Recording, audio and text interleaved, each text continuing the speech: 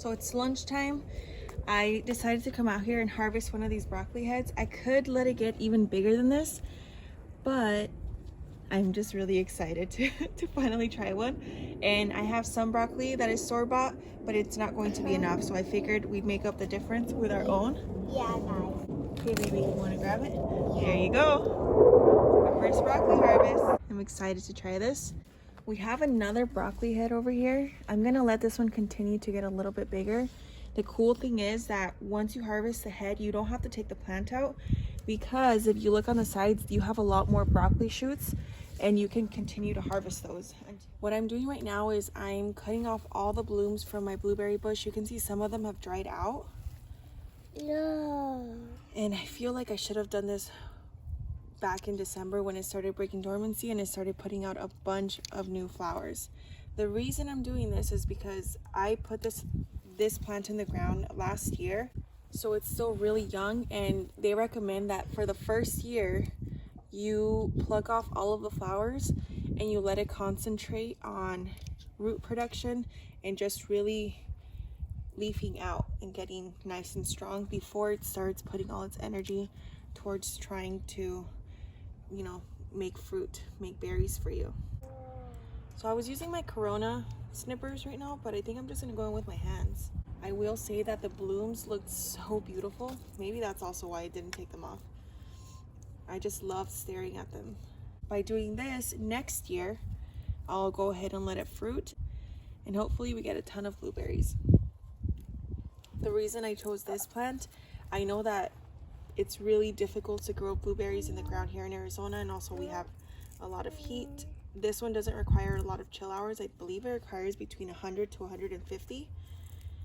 And it's perfect because we get about less than 400 here in the desert. But this one is also self-pollinating, so if you have another blueberry bush, it works out great because you'll get more production, but you don't need one. There's some blueberry bushes that will absolutely not produce at all unless you have a pollinator, and this one doesn't require a pollinator. But if you happen to have one, that's even better. Let's see, it looks pretty good right now. I don't think we're missing any. Right, buddy? Right. Okay. So that looks good so far. Today is the 17th, and this is what I'm working on. These are just $2 little planters from Lowe's, and then I mixed sand and cement to create little bases for my grow bags.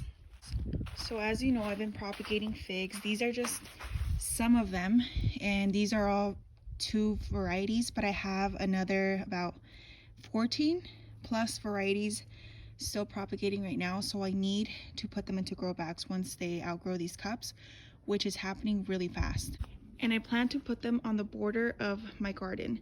The reason for that is because I want to cover up part of the wall. I don't want any space to go to waste. I want to add as many plants to my garden as I possibly can.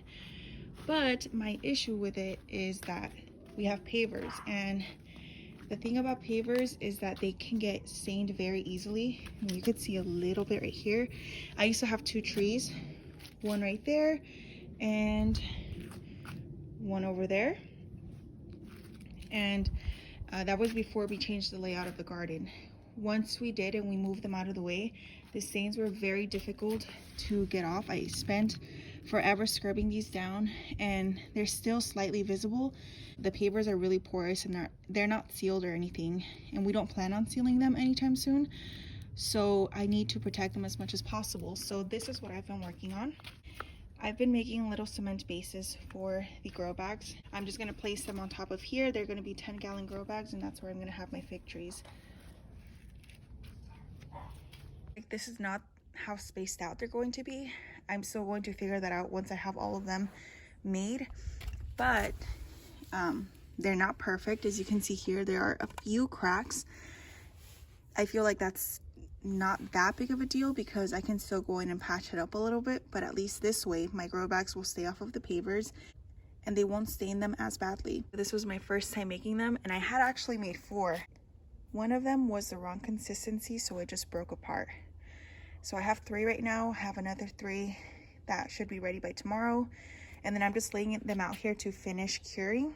It's definitely a little bit time consuming. So I'm spending about 30 to 45 minutes every single day filling up the molds. For this size plastic saucers, so these are 17 inches, they were around between $9 to I believe $14 a piece.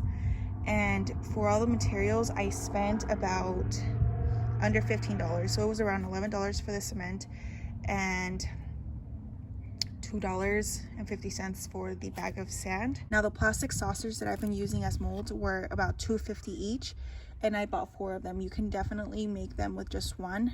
I just have a lot of them that I need soon, so I bought 4 and spent about $10, which isn't bad. Previously I just had the arbor, the planters, and then the 2 wine barrels, and then I added another huge 30-gallon grow bag next to it. The reason for that is because I want to make sure that that is considered the entrance to my garden. Make it almost like a secret garden, and I know right now you can see right through, but eventually these will fill out and create almost a living hedge of fruit, and then it'll give a little bit more privacy to my garden. But I might move some of them around if they're not getting enough sunlight. I feel like these 2 are fine. The one that worries me is this one.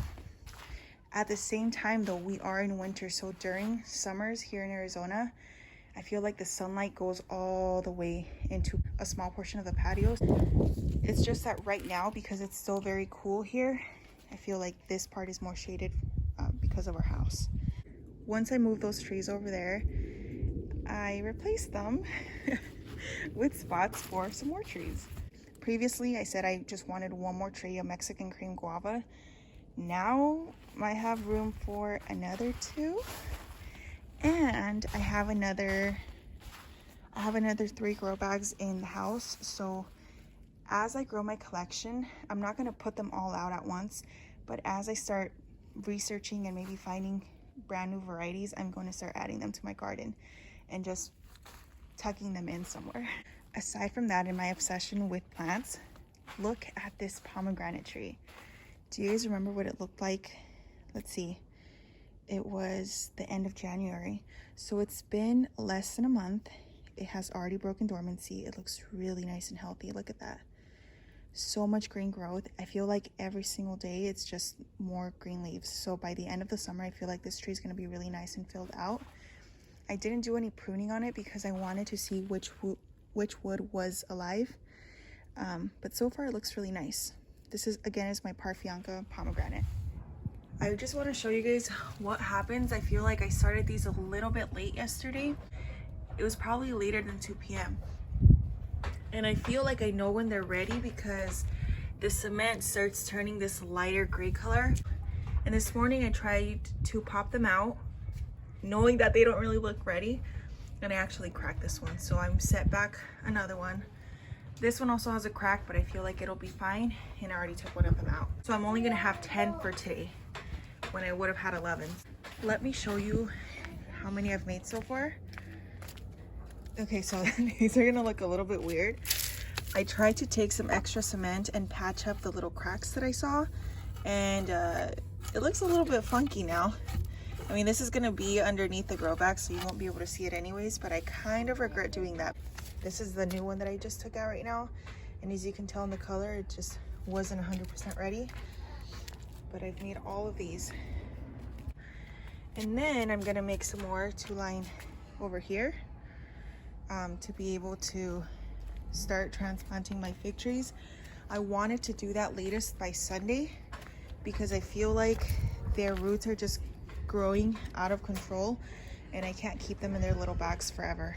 Today, what I do want to focus on is harvesting zinnia seeds and harvesting ochre seeds. I'll do that with my kids. All right, getting ready to transplant some of these outside. These are 2 Marsalis Black VS. This one I started on the 25th. This one I started on the 21st. And look at these root systems. That is insane. I feel like these are starting to dry out finally. So I'm going to up pot them outside. Look at that. I still have more Marsalis Black fig cuttings. So I just want to test it out, see how they do. They're pretty well rooted out, as you can see. They have nice leaves on them, and I'm just excited to get some into my grow bags. Something very exciting just happened. So the temperatures outside right now are really nice. I just finished up potting 2 of my Marseilles black.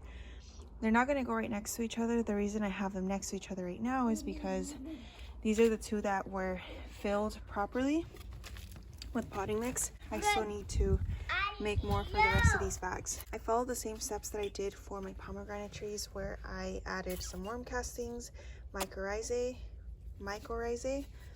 and then I planted it and topped it with some wood chips to help it retain moisture. And they look so good right now. We'll see how they look by the end of the day.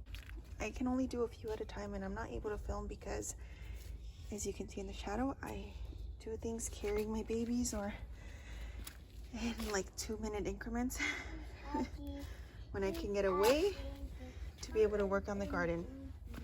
But I'm going to try and at least fill up the rest of the grow bags, or at least half of them, by the end of the day, and then I'll continue to bring some of my fig cuttings out here and plant them. The other thing I need to do is I need to make tags for them. I'm going to make them out of aluminum cans that I've recycled, and I'll show you what those look like. And if you guys want a video on them, I can make a separate video showing you how I do that.